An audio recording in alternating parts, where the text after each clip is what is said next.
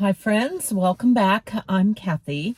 We are on part 3 of going through this little book by Ray Comfort, Scientific Facts in the Bible. So we are on the little chapter about the book of Job. All right. And there's a playlist that you can watch that starts at the beginning and follow along. So we will dive right in. Okay. The book of Job and air mass. So scripture tells us in Job 28:25 that there is, quote, a wait for the wind, unquote. Long before it was recognized that the air had weight, which was the 16th century, the Bible said that it did. It also tells us that water has weight. The fact that so much water covers the earth means that the effects of the sun and moon's gravity are balanced perfectly. The energy is dissipated in the water.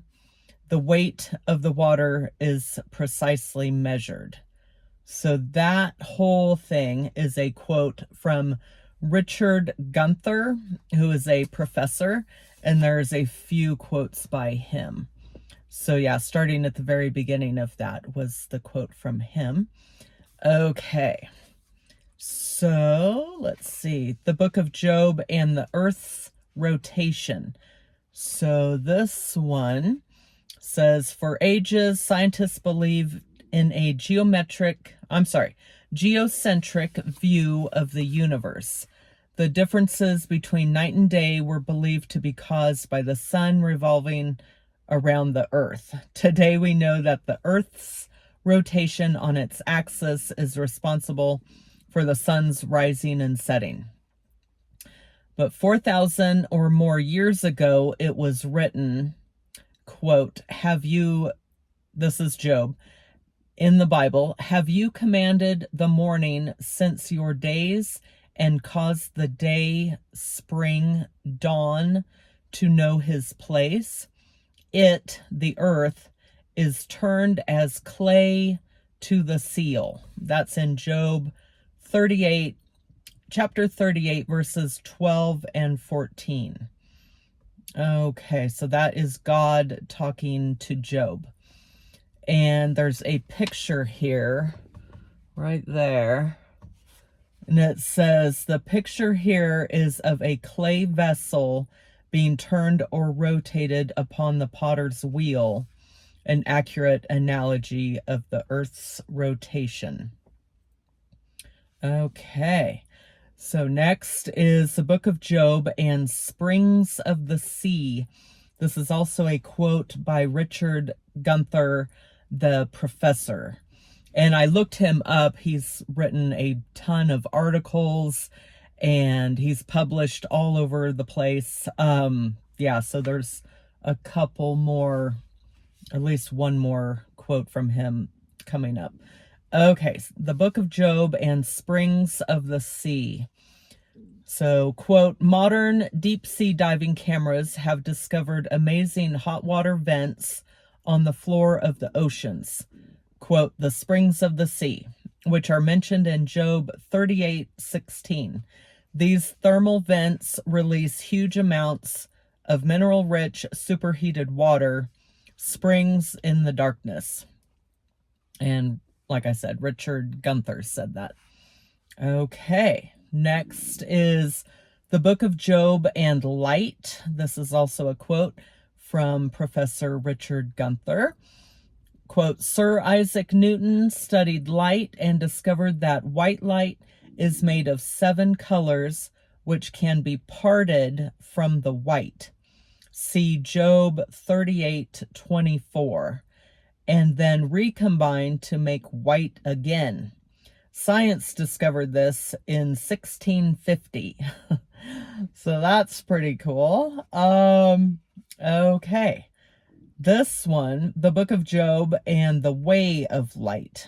So the book of Job in, let's see, Job 38:19. Looks like chapter 38 in the book of Job is very popular for all of these. all of these quotes. So if anyone wants to go read that, and also Job 28. Okay.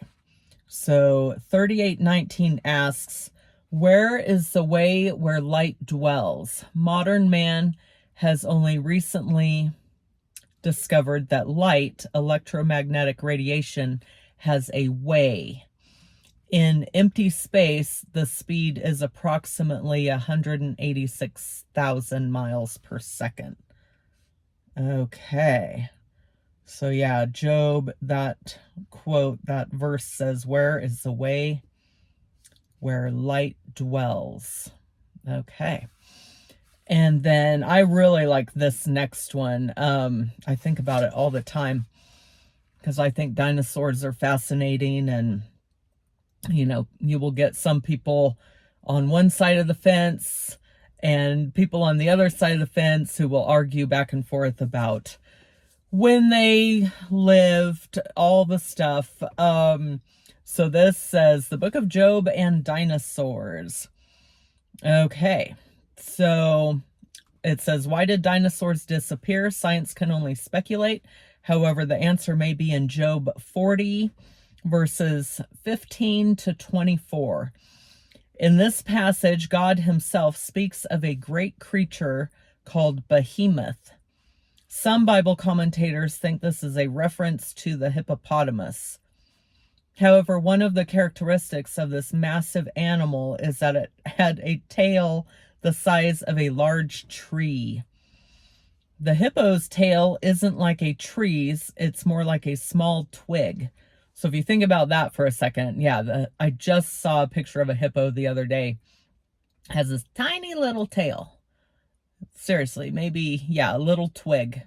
But the verse talks about, let me see if it's quoted right here. It doesn't look like it, but you can check it out in Job 40, 15 to 24. But yeah, it's talking about behemoth, and its tail is massive as a tree, like a huge tree. Okay, so it says, here are all of the given characteristics of this huge animal. It was the largest of all the creatures God made, was plant-eating, herbivorous, had its strength in its hips, and a tail like a large tree. It had very strong bones, lived among the trees, drank massive amounts of water, and was not disturbed by a raging river. He appears impervious to attack because his nose could pierce through snares. But scripture says, quote, he that made him can make his sword to approach unto him. In other words, God caused this, the largest of all the creatures he has made, to become extinct. Okay, so it seems like, yes, in Job, it's talking about dinosaurs, and I think it's the, I'm blank. I can picture it in my head, but the huge dinosaur with the massive tail. I'm completely blank right now. But yeah, not a little hippopotamus. Okay. All right. So let's see. All right, we will next time dive into medical science and the Bible. That one is interesting. Okay, well, let me know what you guys think on the series and those little snippets that I talked about and those verses. So I will see everyone in the next video, and I hope everyone's having a great day, and God bless.